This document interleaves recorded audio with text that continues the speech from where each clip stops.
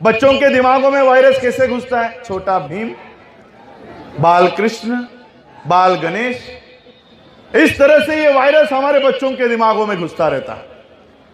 और हमारे औरतों के दिमाग में कैसे घुसता है? आज नवरात्रि है, करवा चौथ है, इस तरह से वायरस घुसता रहता है। इस तरह से वायरस 1956 के बाद नेहरू को डर लगा कि बाबा साहब अंबेडकर जी के पीछे पीछे 5 लाख लोग बौद्ध हो गए। ये तो केवल एक दिन का आंकड़ा है 5 लाख का। 16 अक्टूबर 1956 को चंद्रपुर में फिर से बौद्ध धर्म की दीक्षा बुद्धिस्ट सोसाइटी ऑफ इंडिया के माध्यम से हुई और उस बौद्ध धर्म के दीक्षा में 2 लाख लोग उपस्थित थे। 2 लाख लोगों ने गांव गांव में बाबा साहब अंबेडकर जी ने कह दिया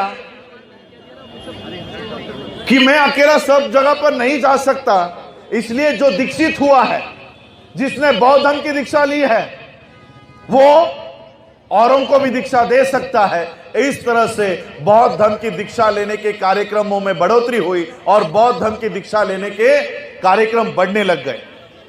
15 दिसंबर 1956 को बाबा साहब अंबेडकर जी ने मुंबई में, महाराष्ट्र के मुंबई में बौद्ध धर्म के दीक्षा का कार्यक्रम आयोजित किया।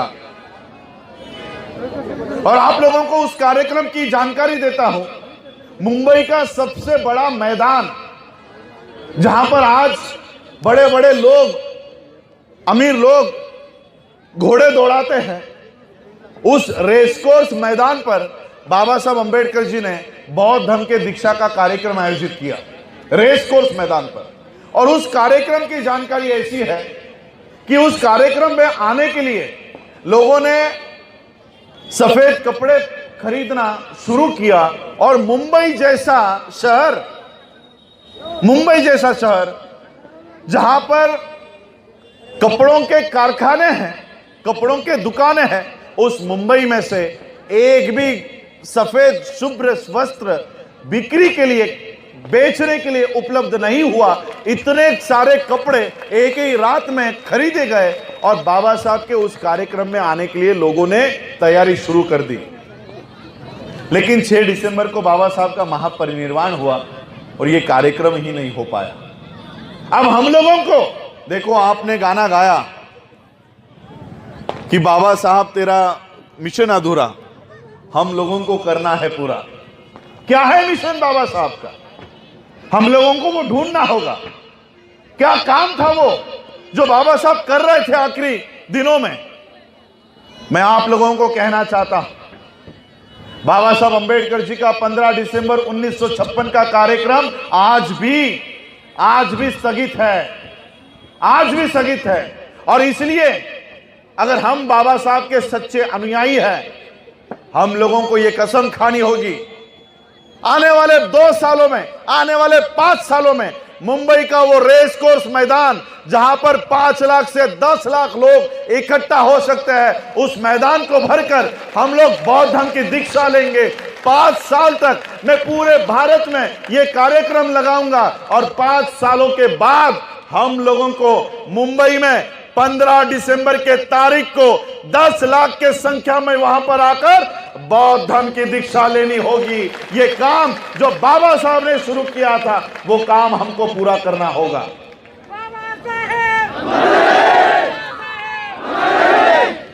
बाबा साहब ने हम लोगों को जो मार्ग दिखाया, देखो 1956 के बाद एक बहुत बड़ा षड्यंत्र हुआ। यह षड्यंत्र कोई बताने का काम नहीं करता। नेहरू को डर लग गया कि ये लोग अगर बौद्ध हो गए तो इनके ऊपर हम अन्याय नहीं कर पाएंगे, अत्याचार नहीं कर पाएंगे। और फिर उस समय हम लोगों को बौद्ध बोलने के बजाय इस देश की व्यवस्था ने एक नया नाम दिया। क्या नाम दिया पता है? दलित।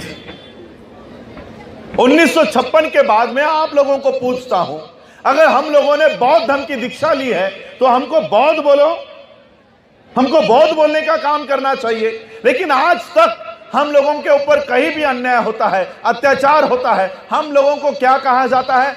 दलितों के ऊपर अन्याय, दलितों को पीटा गया, दलितों के घर जलाए गए। ये क्या षड्यंत्र है पता? आज आप लोगों की खबर पूरे विश्व में जाती है, पूरे विश्व को पता चलता है कि भारत में क्या चल रहा है। हमारी खबरें क्या जाती है कि दलितों को पीटा गया। मध्य प्रदेश में 2 बच्चे रास्तों के ऊपर शौच कर रहे थे, तो वहां पर उनको पीट पीट कर मार डाला। न्यूज क्या आती है? दलितों के बच्चों को मारा। गुजरात में शादी में खाना खाने के लिए चेयर पर क्या एक बैठ गया, उसको पीट पीट कर मार डाला। क्या खबर आती है? दलित को शादी में बराबरी से बैठकर खाना खाने पर, विरोध करने पर उसको मार डाला। अपने खुद के शादी में घोड़ी के ऊपर अगर बैठा तो उसको पीट पीट कर मार डाला। खबर क्या आती है? दलित को पीट कर मार डाला। ये कोई दलित नहीं है, हमारे लोग हैं, ये सारे हमारे लोग हैं।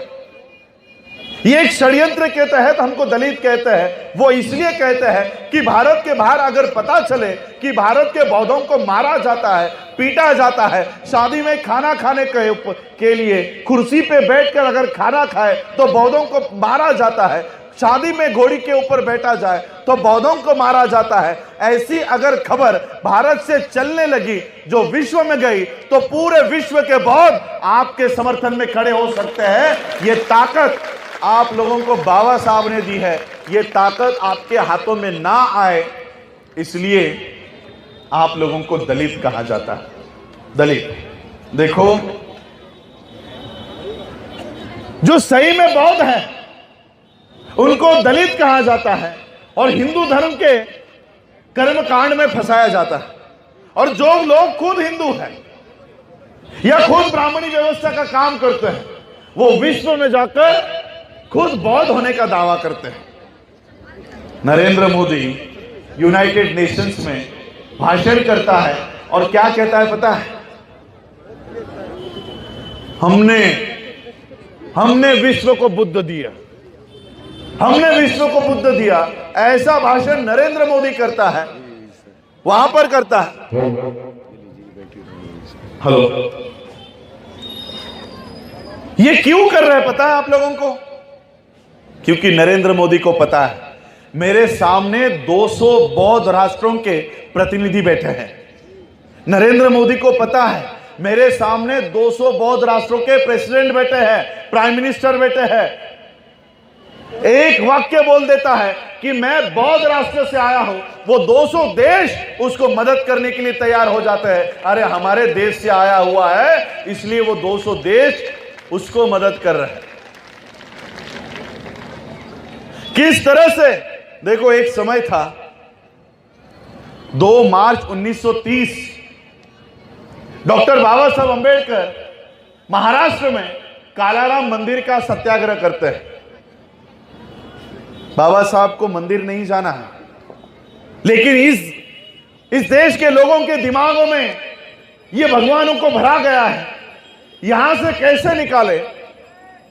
इसलिए बाबा साहब सबको इकट्ठा करते हैं। चलो, आप लोग खुद को हिंदू समझते हो तो चलो मंदिर में चलते हैं। अगर हम हिंदू हैं और वो भी हिंदू है तो हमको मंदिर में आने देगा। बाबा साहब ने सबको इकट्ठा किया। उस कालाराम मंदिर के बाहर सब लोग इकट्ठा हुए, और जैसे ही मंदिर में जाने की बारी आई, सारे मंदिर के दरवाजे बंद कर लिए गए और मंदिर के अंदरों से बाबा साहब के ऊपर पथराव हुआ। उन ब्राह्मणों ने, पंडितों ने बाबा साहब अंबेडकर जी का खून करने की, मार डालने की साजिश वहां पर की। सभी समाज के लोगों ने बाबा साहब को घेरा और बाबा साहब अंबेडकर जी की जान बचाई। बाबा साहब के सर पर पत्थर लगा, सर लहू से, बाबा साहब अंबेडकर जी के सर से लहू बहने लगा। तब बाबा साहब ने वहीं पर इकट्ठा हुए लोगों को कहा कि देखो देखो, हम लोग खुद को हिंदू समझते हैं, वो भी हिंदू है। एक कुत्ता मंदिर में जा सकता है, लेकिन हम इंसान होकर मंदिर में नहीं जा सकते। बाबा साहब ने उपस्थित लोगों को समझाया, बताया प्रैक्टिकली बाबा साहब ने बताया। 1930 में हम लोग मंदिर जाने के लिए लहू लोहान हो रहे थे, पत्थर खा रहे थे, तब तो कोई हमको मंदिर में नहीं ले रहा था। ले रहा था क्या? क्या आपके दादा दादियों को, परदादियों को किसी ने मंदिर में लिया? नहीं लिया। लेकिन आज आपको लेते हैं ना। कोई बोलता है कि नहीं मंदिर में नहीं आओ? बोलता है कोई? लेता है ना। उल्टा अपना भगवान भी दे देते, लेके जाओ। ये क्यों करते हैं पता है? 1930 में जब हम लोग मंदिर में आने के लिए संघर्ष कर रहे थे, पत्थर खा रहे थे, सर फुड़वा रहे थे, तब हमको कोई मंदिर में नहीं ले रहा था। लेकिन जैसे ही बाबा साहब बुद्ध के शरण में चले गए, बाबा साहब अंबेडकर जैसे ही बुद्ध के शरण में गए, मंदिर में बैठे हुए ये भगवान अपने अपने जगह से उठकर खड़े हुए। मंदिर में बैठे हुए सारे भगवान उठकर खड़े हुए। जो भगवान अपनी हमारी छाया को अपने ऊपर लेने के लिए तैयार नहीं था, आज वही भगवान हमारे किचन में क्यों घुसता है? क्यों पॉकेट में आ गया? क्यों लॉकेट में आ रहा है? ये भगवान नहीं आ रहा। ये भगवानों का जो मालिक है ना, कौन है भगवान का मालिक? ये भगवानों का मालिक ब्राह्मण को लगता है बाबा साहब बुद्ध के शरण में चले गए, बाबा साहब के पीछे पीछे अगर ये सभी लोग अगर बुद्ध के शरण में चले गए तो हम इनका दिमाग, हम इनका मस्तिष्क गुलाम नहीं कर पाएंगे। और इसलिए जो लोग हमको मंदिरों में आने नहीं देते थे, आज वही लोग अपने भगवानों को हमारे घर भेजते। जाओ इनके घरों में जाओ और इनका दिमाग कैद कर लो। इसलिए ये भगवानों को हमारे घरों में डाला हुआ है। मैं आप लोगों के इस उपक्रम को धन्यवाद देना चाहूंगा। देखो, आप लोगों के पास, सबके पास मोबाइल है। उस मोबाइल को प्रोटेक्ट करने के लिए वायरस आता रहता है हफ्ते हफ्ते में। कोई ना कोई डाउनलोड कर लिया तो वायरस उसके साथ आ जाता है। तो आप लोग क्या करते हो? वायरस को निकालने के लिए एंटीवायरस डालते हो। एंटीवायरस, आज ये भारत में भी बहुत बड़ा वायरस शुरू है। दिन भर वायरस कहीं ना कहीं से हमारे घरों में घुसता रहता है। कैसे घुसता है पता है? ये बच्चे बैठे यहां पर, बच्चों के दिमागों में वायरस कैसे घुसता है? छोटा भीम, बाल कृष्ण, बाल गणेश, इस तरह से ये वायरस हमारे बच्चों के दिमागों में घुसता रहता है। और हमारे औरतों के दिमाग में कैसे घुसता है? आज नवरात्रि है, करवा चौथ है, इस तरह से वायरस घुसता रहता है।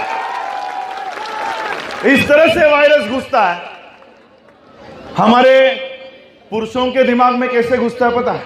नौकरी नहीं मिल रही तो शनि का ये खड़ा डालो, नौकरी मिल जाएगी। विवाह नहीं हो रहा तो ये बुध का खड़ा डालो, विवाह हो जाएगा। घर नहीं मिल रहा तो ये मंगल का खड़ा डालो। सभी पत्थर बता दिए हैं, सभी पत्थर। मंगल का पत्थर है, शनि का पत्थर है, सोम का पत्थर है, गुरु का पत्थर है, सभी पत्थर बता दिए हैं। सभी स्टोन हमारे गले में, उंगलियों में अलग अलग स्टोन ये लोग रोज एडवर्टाइज कर करके बताते रहते हैं। मैं कभी कभी सोचता हूं, सभी स्टोन बता दिए, अब एक ही किडनी स्टोन बचा है, वो भी बता दो, उसका भी माला बना के गले में डलवा लो। देखो, जैसे ही हमारे हक और अधिकार की बात आती है, मंडल